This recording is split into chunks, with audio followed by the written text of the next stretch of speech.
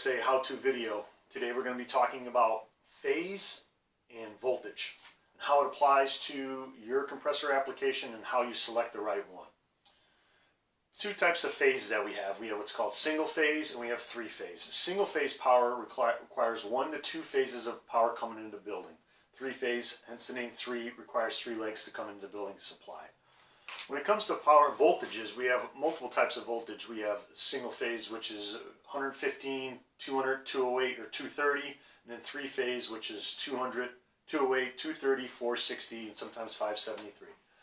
So there's a couple ways for you to look at your panel to decide what you have for phase, single or three phase, but it'd be very tough for you to find out actually what voltage you have.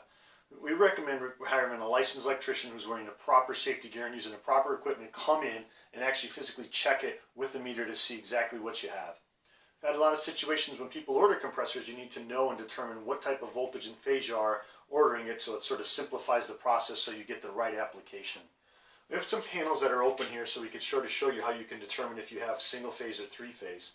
Looking at a single phase panel, you can only see there'd be like only single breakers. This one here has 3 breakers that are all locked together. So that's a quick sign to me that says that we have 3-phase power in this building. If you didn't have it, you'd have breakers that have just like this, which only would determine that you'd have single-phase power. So when you're going to order something and you're looking to determine what it is, the best thing to do is really to open up your panel. Pull the front cover off the panel, like this one's exposed right now, and you can see that there's 2 lines of power coming in. With 2 lines of power coming in dictates that we have single-phase power.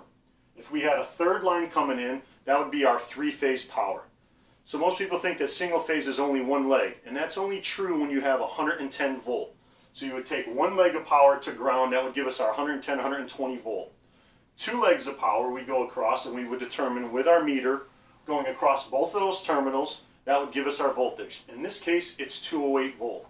For 3-phase on our third leg, we would go leg to leg, and that would determine what our 3-phase power would be. Another simple way to tell if you have 3-phase is that basically your breaker would have a third breaker on it. It'd be 3 breakers to control each one of the legs.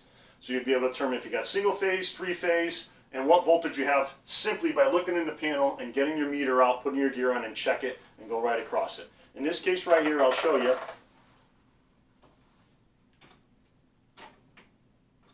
We got 206 volts, single phase 206 volt.